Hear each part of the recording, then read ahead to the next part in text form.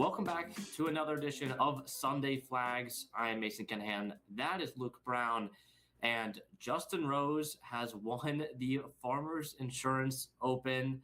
We've got a lot to talk about, a lot happening in golf over the last few days, not just on the PGA Tour, but on many other tours as well, and even off of some tours as well. So we'll dive into all of that and more here in this Farmers Insurance Open recap episode on Sunday, February 1st. Luke, just to kick things off, how are you feeling? You know, a dominant win for Team Rose. Not as good as Justin Rose is feeling right now. I mean, man, what a wire-to-wire is what everybody's calling it, and it's absolutely the correct terminology to use. I mean, man, he was special this week and got a lot of people's attention that he is not going anywhere at the age, I think, of 45. Yep. Yeah. He's proven that he is still just as committed, if not more committed to the game of golf and to succeeding as he was before. We saw a glimpse of it at the Ryder Cup with the putts that he hit, the confidence he has, and man, he has earned that confidence, especially this week. Yeah, he really has. And, you know, at 45 years old, that was Tom Brady's last season in the NFL. I know two completely different sports, but just trying to show, you know, how dominant Justin Rose has been. And this is a player who has only won one major in his career. And it really feels like his career timeline, he should have, you know, 3 or 4. And he's really been, you know, a couple playoffs away, a couple putts away from having 3 or 4 majors, which is pretty crazy, you know, just seeing how different his career could have been. But yeah. Rose, just a dominance, wire-to-wire finish, 62 to kick things off on Thursday, and then 65, 68, and then there's kind of cruise to a 70 here on Sunday. It was a week he was locked in from the start. You know, second in strokes gained tee to green, third in strokes gained on approach. All the analytical metrics, he was up there. And he was able to put things together to win his first PGA Tour event of the season and first since the FedEx St. Jude Championship last year. And for Rose, man, this is a guy who's still on Ryder Cup teams. How much longer can this guy just...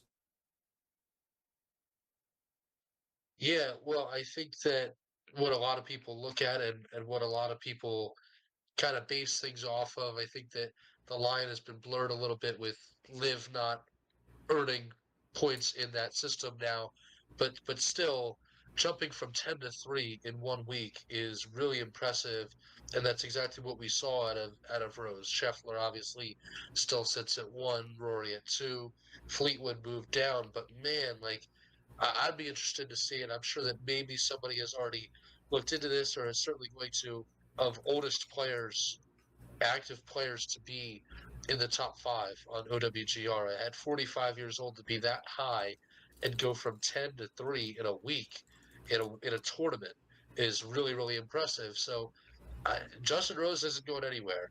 And we saw how much he loves the Ryder Cup. You know, those European guys, I hate to say it, but it seems like it means more to them. Yeah. And that's it's painful to say that, as obviously both of us are American and, you know, want the Americans to do well for the Ryder Cup. But Justin Rose absolutely is one of those guys that spearheads the attitude that the European Ryder Cup team has, and that's a team that he wants to be on. They want to defend a title in Rome in 2 years, and you know he's going to do everything that he can to make sure that he's a part of that team. And it starts now, and obviously, you know, the paycheck doesn't hurt when you win tournaments, and the legacy doesn't hurt when you win tournaments. It really hasn't been that long since he's won a tournament. FedEx St. Jude was the last one in a playoff against J.J. Spawn. That was a heartbreaker for Tommy Fleetwood that we saw late round Sunday. But you're talking about August, that being, you know, that's one of the last tournaments of the year during the FedEx Cup playoffs. And now, one of the first tournaments of this year, he takes home a win. So that's his 12th career win, 2 of them coming in the last couple of months. And how much higher can he climb, especially after missing the cut last week? That's what surprises me, too, is you can miss a cut and go win. But missing a cut and going to win in the fashion that he did this week was really, really bizarre to me. Yeah, and I kind of mentioned it. I think he was on your board last week at the Yes. Amex, and I kind of mentioned how for Rose, it feels like he either misses the cut or he finishes in the top 10. There is no in between. And once more, missed a cut last week at the Amex. This week wins the entire thing from start to finish. It was an incredible feat to watch. And you talked about the OWGR and where things kind of stand. The difference between Justin Rose at 3 and like I mean the rest of the guys in terms of average points is wild compared to where Scotty and Rory are at. Scotty is averaging 17 OWGR points per event. Rory is averaging 8.5 OWGR points per event. Justin Rose is averaging 5 OWGR points per event. So this is kind of why he jumped so much with the win, because I mean, the distance between Scotty and everyone else and Justin Rose is like the same difference between like Justin Rose and I don't know, like the end of the OWGR rankings. Like just it's crazy how Scotty is at 17, and then no one's even close. Rory is at 8.5, which is still less than half of what Scotty's at, and then Justin Rose is at 5.2, right in front of it, just barely Tommy Fleetwood. So just pure domination from the top two guys, especially the guy at the top. But we will really see. It seems like the top 10 change a lot in terms of the 3 through 10 range throughout this season, just because of how close everyone else is compared to the top two guys, which I don't think we're seeing the top two guys change anytime soon. No, definitely not. Yeah, you look at that. You look at the numbers that you just talked about with how separated it is. I mean, yeah, it's pretty difficult to see those first two switching out. But then again, like, if can Rose give Rory a run for his money? We'll see. I think it's just so easy to get sort of intoxicated with how Rose played this week. It was just so dominant from start to finish. It seemed by Thursday that we had an idea who was going to win this tournament by Thursday night, and then by Friday night we definitely knew, and by last night we 100% knew who was going to win this golf tournament. Yeah, he had a what 5 or 6 stroke lead heading into Sunday, and he had like a 97% chance to win on data golf. Like it was pretty much the Scotty level in terms of. I mean, in this case, Justin Rose needed 6 strokes or however many, and Scotty really, if he's up by 1 or 2 in a regular field event like this, he's still gonna have that same percentage. But what Rose was able to do, just absolutely impressive. In terms of the rest of the leaderboard, we had a 3-way tie at second, including Pearson Coody, who catapulted up the leaderboard with a final round 65, going from 14th to a T2 after Sunday. I mean, this is someone who's 26 years old, and he's now put together a few really solid performances to kick off this season. Yeah, and it was interesting. I think it was Nance that brought it up earlier today that his grandpa had played Torrey Pines rounds, part of the PGA Tour years and years ago. Um, yeah, he was an interesting story. It's kind of fun, especially in this early part of the year, that you get some of these interesting stories. Like we've seen Michael Block play on a PGA Tour event. Obviously, we had the VJ thing to start the year, and then obviously, and I'm blanking on the name, which is terrible. Um, Blades Brown. We had the story with him. So you get some of these cooler stories to start the year. Was impressed by Siwoo Kim and how he's continued to come out swinging to start the year. I mean, Siwoo Kim, keep your eye on him. He's had a couple of really nice rounds here put together. Jake Knapp was obviously really impressing this week as well. Those were kind of the 3 that stuck out to me, especially as the leaderboard kind of settled. It was hard to ignore the guys that were tied for 7th. There were 3 of them. Sahith being one, was really, really unsure about what his year was going to look like. Um, Obviously, the injury did not help him last year, so we didn't really see much of him last year. And then he came out, played some TGL events, and I would assume still is. uh, but didn't look all that great in TGL play, which is obviously a really hard thing to. You can take a look at episodes probably 1, 2, and 3. We talked about TGL and how you can kind of get a feel for players. It's a whole story, but and then Oh, it looks like you cut out for a second. I You think saying it's a whole story. I'm sorry. You're back. You cut out for a second. You're saying how TGL is a whole story. There's a whole story from episodes 1, 2, 3. So I should. You just Did you continue. get? Did you get that part? Yeah, I got that. Okay. Yeah. Hard to ignore Andrew Novak right there as well. T7. This is all 14 under. I think we're looking at a big step forward for Novak. Like, I don't think it was ever like a real thing that he was going to be on the Ryder Cup team, but like it was a conversation. I think he was 13th at one point, so he was in the mix, I would say, and like similar to Ben Griffin, like Andrew Novak's kind of become a name to know, and he didn't even play the Masters last year. Like he has his invitation for Augusta this year, so we'll see him for the first time there. Um, but yeah, like Andrew Novak, like he didn't play the Masters. He got that extra week of rest, and then he forced a playoff at RBC the next week against Justin Thomas. Yeah. So Novak, I think, is looking at a pretty solid step forward here, and a chance to. He has a win to his name. He won at the Zurich Classic with Griffin. Yeah.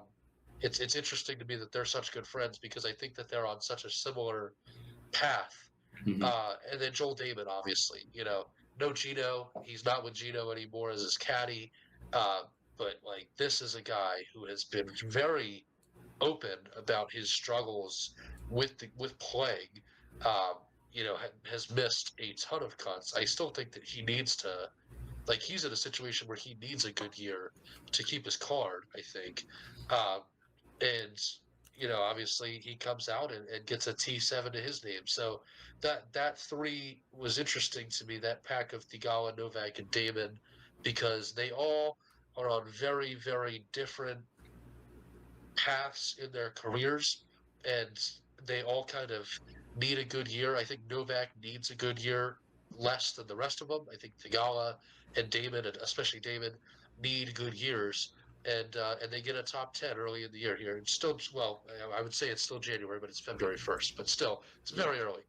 Yeah, still very early. But you mentioned those guys, and Theegala has played great in the last couple of events now. It feels like he's putting together some consistent rounds. Damon, I just checked. He's not qualified for any of the majors. He's not qualified for any of the signature events. So he's going to have to get in through the Aon next 5, which I believe he is in because of. I have to check. I'm checking now. I believe no, he's not in right now through that next 5. He is currently on the outside looking in. So that Aon Swing 5, which like gets you into it's like the top 5 FedEx Cup points owners from the Sony Open, the Amex, Farmers Insurance Open, and the Phoenix Open will earn spots in Pebble Beach and the Genesis. So that'll be something to keep an eye on right now. Pearson Coody, Matt McCarty, Patrick Rogers, Rio Hitsatune, and Andrew Putnam are currently the 5 guys. Theegala, Knapp, and Hao Tong Lee are the next 3 after. So we'll have to keep an eye on that Aon next 5. And other stuff, kind of moving up the leaderboard a little bit. Siwoo Kim has now put together a couple of consistent performances in tournaments to kick off this year. Ryo Hitsatune as well. This is his best finish on the PGA Tour. So a pretty solid 69, 66, 68, 69 from him. But yeah, overall, some popular names at the top and some guys that are looking for bounce backs. How about Big Tone? A T11 from Big Tone after, maybe not the hottest of starts to the season. He needs a good year for sure. Are you talking about Tony Finau? Yeah. I've literally never heard anybody call him Big Tone. You've never heard? What? No, I'm like, who? I would imagine you're talking about Finau, and you're right. He does need a big year after last year was very disappointing for him. I've never heard anybody call him that. But yeah, a lot of good play there. I'm looking at his scorecard. Had an eagle on 13, which was great. Bogeyed a couple of holes, so yeah. But he does need a big year. Yeah, he was cut from the first 2 events of this season, so a T11 is kind of huge for him. Hao Tong Lee also a T11. Hideki was in there. How about Seamus Power? the T11 for him. What a performance. Keith Mitchell, Ryan Gerard, the runner-up. I believe it was a runner-up at was it last week or 2 weeks? There's 3 runner-ups in a row for Ryan Gerard, and he now puts together a T11. So some very consistent performances from Gerard. Chris Goddard up T18. Matt McCarty has played well to start the year. T18 from him. Cam Young, first tournament of the season for him. T22. Harris English T22. So some popular names kind of as you go down the board a little bit, but. Rasmus Niergaard Peterson makes the cut, finishes 5 under. T49, there was a bunch of guys that were in that packet T49. I was as well made the cut. Yeah. He's made the cut. Yeah, a lot of those so far. I mean, making cuts is really important for young guys, especially guys like Kiefer and Niergaard Peterson who have anticipation. Like, I think if you could get a sniff of like what it's like if you're making cuts, you're getting life on the PGA Tour. Like, you're playing 4 rounds as opposed to 2. You're making money. There's a big difference between growing and playing 2 rounds a week as opposed to playing 4 rounds and making cuts and being in those pairings and feeling what it's like to be, in a golf tournament on Sunday, not necessarily this week with a chance for these guys, but to just be around as much as possible. And I think that's when you get your Chris Goddard ups last year in July, when I've been around, I felt this, I've played 4 rounds a week, I've been in these pairings on Sunday, Saturday, and now it's time to go out and win a tournament. And so I think that's right where guys like Kiefer, guys like Niergaard Peterson need to be. Yeah, both Højgaard twins as well making the cut and placing well. T22 for Nikolai, and then T30 for Rasmus. But the big names that we haven't brought up yet: Brooks Koepka making his PGA Tour debut in return this week. There was a lot of coverage about him on Thursday and Friday, and oh boy, did he make the tournament organizers a little bit nervous on Friday evening. He had to go 2 under in his last 5 holes to make the cut, which he did, including making a pretty nerve-wracking putt for par on the 18th hole on Friday. So, Koepka makes the cut. He doesn't really do much, but T49, I believe, T56. 56 at 4 under. Yeah, shot 2 under today. Kind of pushed himself forward a little bit, but needed that Friday round, 68. Man, it's fun to have him back. I'm ready for more guys to be back, and we'll talk about one name that's going to join him here next year. But how about there was a lot of talk about this on social media. Everything was positive. First of all, him hitting the cart path shot that he hit, which was really impressive. Was that Thursday? I'm pretty sure that was Thursday. Yes. Yeah. And then Johnson Wagner just drops the hammer on the anticipation of what his role was going to look like at CBS. Wagner left NBC Golf Channel. That it was Saturday. It was Saturday. Wow. Okay, the time's flying. Wagner obviously left NBC, the Family Networks, Golf Channel, all of that. Went over to CBS this year. And I think the big question that everybody had that was answered pretty quickly was, is the shot recreation going to still be a thing?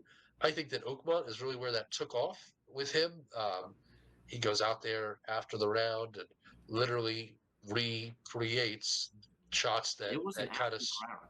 No, well, it used to be, is what I'm saying. Oh, okay, yeah. And went out and shot and recreated that Brooks Koepka thing 15 minutes after. Like, that is not something that they were getting at NBC. So not only did he reassure viewers and fans that it was going to continue, the shot recreation would be on CBS, but that it was going to be even timelier. I thought it was great. I mean, didn't hit a great shot, but you're recreating what Brooks Koepka was doing out there off the cart path, and I just think it's great. Like, I didn't hate the after the round stuff. I thought that kind of was like pretty good synopsis and like, hey, remember 3 hours ago? And no, now it's pretty dark or getting darker, and we're doing this. But I also really loved that it was right after that it happened, and there's fans literally watching him do it, and I thought it was great. I can't wait to see more of it. I think that CBS is preparing for a really, really good year. As long as Colton Ost is good in the booth, and I think that a lot of people have mixed feelings on that. I thought he was pretty good today, Yeah. yesterday, and um, I thought Jim Nantz was on his A game for sure, especially with the winning call. Yeah, he never misses. It's always great with stuff with him. But yeah, Johnson Wagner, hands down, was a big story through the week of how he was able to do that and do it right then and there and recreate a shot like that. Yeah, I mean that it's definitely like kind of a classic that we've kind of gotten to know from Johnson Wagner in the last few years. I remember the U.S. Open shots that he was hitting as well. It was pretty much dark outside. Sometimes it was raining as well, and he goes out there and hits that. So We're gonna miss it at the U.S. Open because I think the U.S. Open is probably the most relevant tournament to do something like that. mm, I think the NBC is gonna be missing a little bit of their component of their broadcast because I think that you get the most questionable highlight shots at the U.S. Open because of the course setup. But it's going to be a lot of fun. I mean, CBS has, I would say, probably more tournaments than NBC. I'm yeah, sure that there's a number on it, but yeah, CBS, he'll be on a lot, and it seems like CBS is kind of where you want to be if you are in golf television right now. yeah, they definitely are the best broadcast partner currently right now. Other news, when this will kind of get us into the board a little bit. Ludwig kind of imploded on Thursday. Luke, do we know what happened there? Or I mean, because he was No, really I on mean this weekend. This guy, this we this is a I make or gotta break year for him. Yeah, I was. If you are new to the podcast, me and Mason are both in school at Rowan University, as you can tell by Mason's flag behind him. And leaving class Friday, I get the text from you with his scorecard, whatever, I think it was however up to Thursday. date it was It at was that point. Thursday. Yeah, Yeah. yeah, you're right. And I mean, this is a year for him. Like he has to do something. Is he your Masters pick? He is my master's pick. Yeah, as of now. So it's this is I don't want to say make or break because he's still so young, and it's not like if he has a bad year he's done for his Forever. career. Yeah. Um, but yeah, I mean, like you're coming off of a year that left a lot to be desired last year, and there's a lot that he can accomplish this year, and it's just does not seem to be working. What was his? I I mean, obviously he didn't make the cut. he was Let's six take a over. look. Let's Well, take a look. yeah, okay. So round one, he shot a 6 over 78. He was 8 over at one point.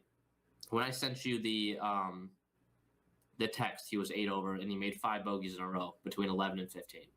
Yeah, he started bogey, bogey, birdie, bogey, had two pars on 5 and 6, bogeyed 7, par 8 and 9, par 10, then went bogey, bogey, bogey, bogey, bogey, 11, 12, 13, 14, 15, parred 16, birdied 17 and 18. I mean, so we're talking about how many pars? 1, 2, 3, 4, 5, 6 pars.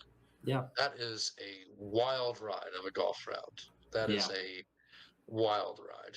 He went 3 under in his final 5 holes on Friday. Not that it really mattered. He shot an even par 72. But I do want to kind of point out he withdrew from the Amex after around last week, or maybe it was right before the tournament. Because I know there was like some like bug going on among many golfers because there was multiple golfers last week that withdrew with illness, and I wonder if maybe that's still affecting him on Thursday. And that I was surprised he didn't withdraw again before that Friday round. But I mean, we'll see because I feel like this guy gets sick way too often. Because Yeah, the same thing yeah, happened last year. he does feel like one of one of those guys that is always out. I also wanted to touch. I don't know if you had it in there, but Michael Brennan had a DQ this Oh, week at yes. the Farmers. He self-reported. I'll read the statement that he posted. He said, "Just wanted to clear the air on what happened at the Farmers Insurance Open this week. I started working with a new course data analyst at the beginning of the week in an effort to improve my course strategy.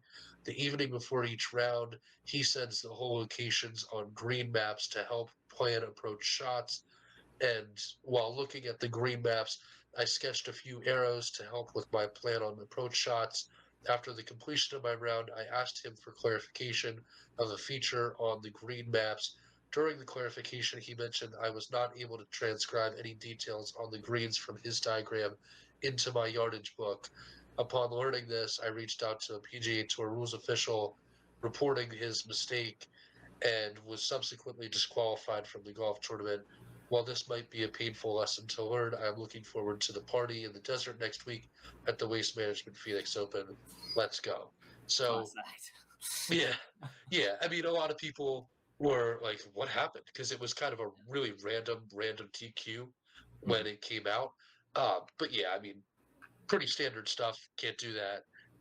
He didn't know, went about it the right way. So no harm, no foul necessarily. Obviously, he misses out on competing in a golf tournament, which he probably, no hate against him, but wouldn't have had a chance in anyways. Nobody really had a chance in anyways. And we'll see him next week. Yeah, it's going to be a pretty interesting tournament next week in Phoenix. Just real quick before we wrap things up here, other notables to miss the cut: Luke Clanton, Akshay, Max Homa, JJ Spawn, Will Zalatoris missed the cut. Xander already mentioned, Patrick Cantley as well. So some pretty Yep. big names missed the cut this week. Yeah, two more that stood out to me, or I'll say three more: Billy Horschel, Neil Shipley, and where was Davis Chatfield. Okay. Yeah.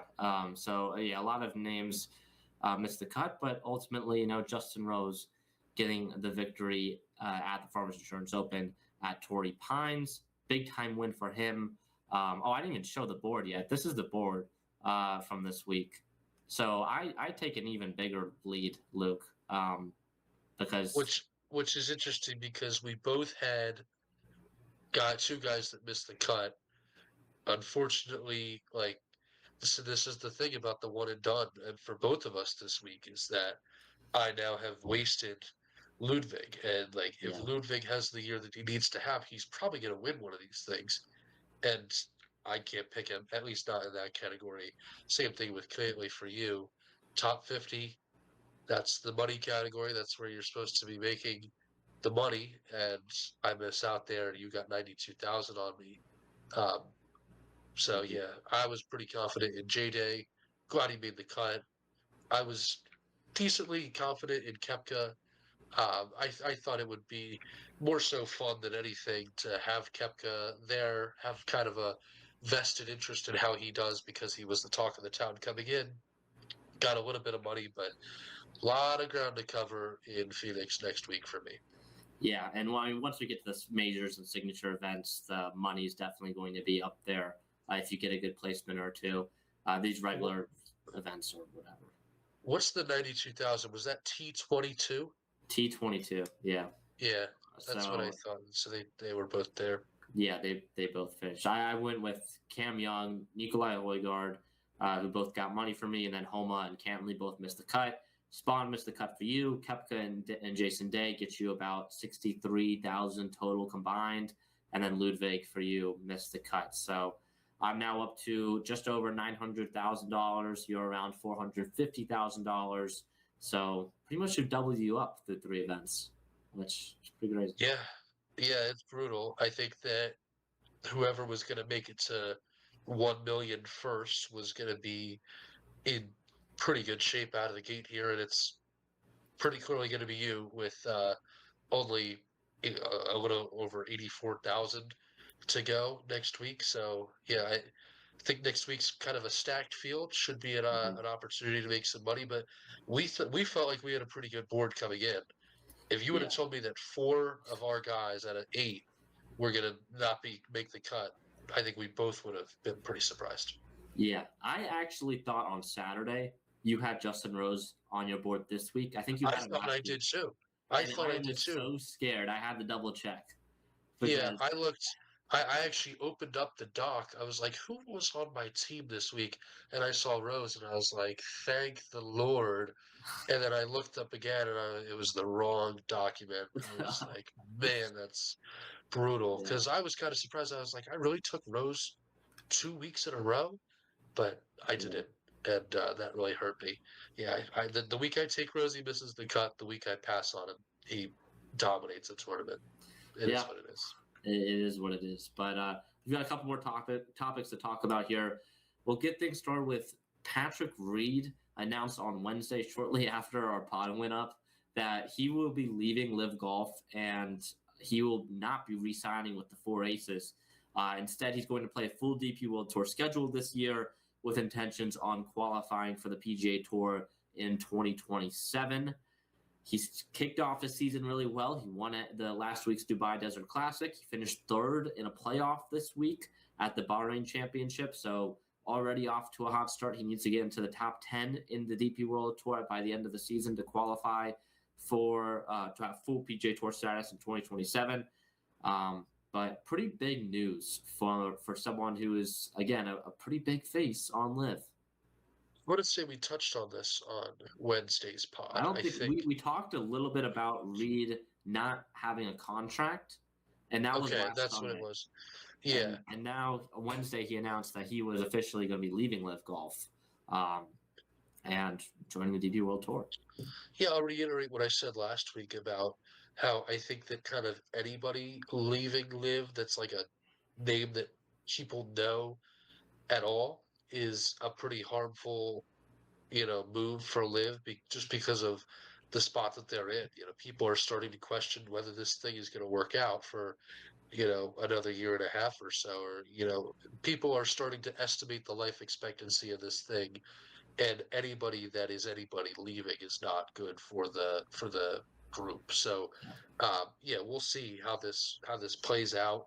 He's willing to sit out a lot of time, and it seems like he'll be pretty in depth with the DP World Tour, which I don't think is a bad alternative. Like, I think it's good for the DP World Tour. I think it's good for those players that are going to have to sit out a year.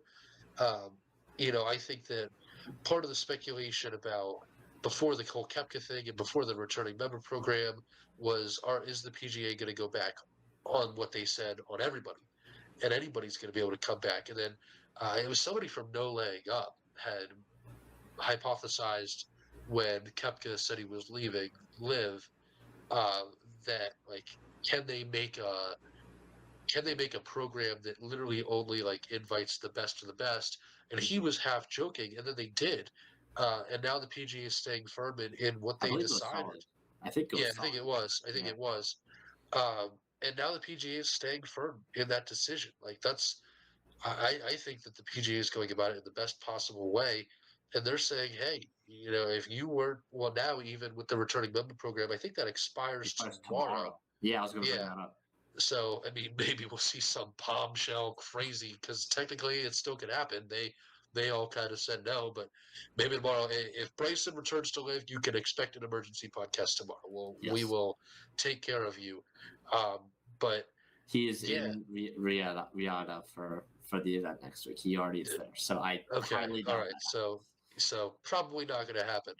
Um, but they're staying firm in what they said, and I really, really respect that from the PGA, and I also respect the move for Patrick Reed saying, "Hey, I'm willing to sit out a year if it's going to allow me to go play where the best are supposed to play." And I saw another advertisement today where the best belong, I think, is the motto by the PGA Yeah. Tour, and players are starting to believe it. So things are getting interesting on the event. Yeah, things are getting interesting.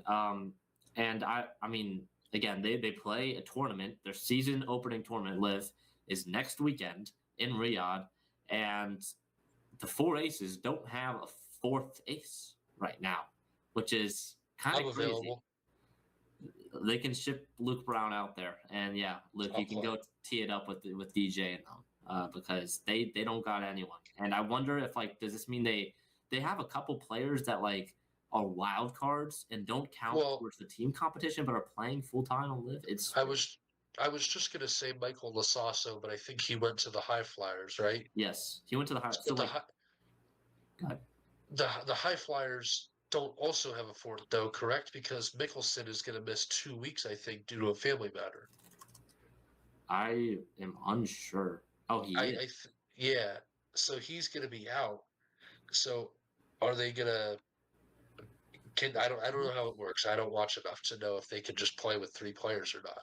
I know there is a team points aspect to it, so they might get hurt in that category, which I think is kind of one of the things that hurts their Mm. product is that like it's not an individual thing. I love that aspect of golf where it's like you are keeping tabs on this one specific player. Like we just sat here and talked about somebody like Neargard Peterson and how does this year look for him and Oberg and all these guys, and you don't really get that individual like get to follow this person, their progression through their career because there's this team aspect that you're also keeping tabs on. So that's people don't watch the product, and players are starting to get agitated with it. I think. Yeah, 32-year-old Ollie Snyder Johns. I've not heard of this guy before, but apparently he's subbing in for Phil. He did that last Okay. year too when Phil had a shoulder injury. So he'll be subbing in for Phil for a couple weeks. I don't know what this means for Four Aces. I don't think they've announced anything yet. And I was thinking maybe a guy like Anthony Kim, who was competing on Live full time this Oh, season, but right, he's right, yeah. not on a team. So I wonder how they come up with that fourth ace, but we shall see. But yeah, big news. Patrick Reed leaving Live and going to the DP World Tour, potentially, or most likely heading to the PGA Tour in 2027. So the returning members program wraps up on Monday, on February 2nd, and doesn't look like any of the other guys are going to be taking that option, which is unfortunate to see, but probably what was going to be expected. I feel like the only guy that maybe would have taken that option is John Rahm. So we haven't really heard much from him, but I believe he's also in Riyadh. So Gonna hear from him tomorrow. We're gonna hear a yeah. whole lot from him tomorrow when he comes back to the PGA Tour. Okay. Okay. We'll see what happens. Okay. All right. Last thing to wrap things up. The LPGA had their season debut event, the Tournament of Champions at Lake Nona, this past week. Nelly Korda was in the lead after Saturday's play got suspended due to weather, and ultimately, Luke, you haven't heard about this, but Nelly Korda wins. Now that I read it, I did see this. I had forgotten when we talked before we went on, but yes, I did see this. But go ahead. Yeah, so the LPGA canceled the final round on Sunday and turned the tournament into a 54-hole tournament. I believe the person that was in second place, I can't remember off the top of my head, was about 3 strokes behind Korda and had only had 2 holes to play on Sunday to make up for that time on Saturday. So she did that, but ultimately, this pretty much gave the win to Nelly Korda. It was a disaster from the LPGA's point of view. There was little to no communication from their part Sunday morning. They said that it's also a celebrity pro-am event. So the celebrities teed off at around 10 a.m. today, and they got in about 9 holes. I think they only played 9 holes today, but the celebrities have been saying that the conditions were very playable and all that. So I'm unsure why they called off the final round, but ultimately Nelly Korda wins in a odd way. Yeah, and there were some real names in there. The second place finisher was Amy Yang, 3 strokes back. But then after that, you have 2 big names in Brooke Henderson at 3 and Lydia Ko in 4th. Ko shot 2 over in the 3rd round, so she was a little bit more in contention before than after that 3rd round. But you never know what's going to happen in a 4th round like that. Can you push it to Monday? Can you do anything but cancel? But now he needs to win. I mean, now you look at the last 2024. Yeah, you look at the last year or so. Um, even the last 2 years have not been the typical Nelly stuff. So for her to open up the year with a win, whether it was fully deserve it or not is up for debate. But weird situation by the LPGA. Not a good look at all, especially because players were saying that they could have done it and they could have It jumped really through it, or seems like they could. or at least start later Sunday, push some groups to Monday. Do whatever you have to do. Canceling is usually, I think, the worst case scenario coming into these things, canceling the final round of a tournament. But it's it adds to Nelly's tally, and I think that win might have a little asterisk next to it, at least in the minds of some people. So we'll see. That'll wrap things up here on this Sunday, February 1st episode of Sunday Flags. Again, you can follow us pretty much anywhere at Sunday Flags Pod. It's our Substack. You can follow us on Twitter, Instagram, pretty much any social media platform. You can subscribe on YouTube. You can listen to this podcast anywhere you get your podcasts. Luke, any final thoughts before we wrap up here? No, nothing other than the typical. You can find all of our ways to keep following us in the description of this episode, wherever you're listening, whether it be on YouTube, Spotify, Apple Podcasts, wherever you're listening. And thank you for doing so. We'll see you Wednesday to preview one of the most fun electric tournaments of the year. It's going to be a great time at the Phoenix Open next week. But for Luke Brown, I have been Mason Kinnahan, and you've been listening to Sunday Flags.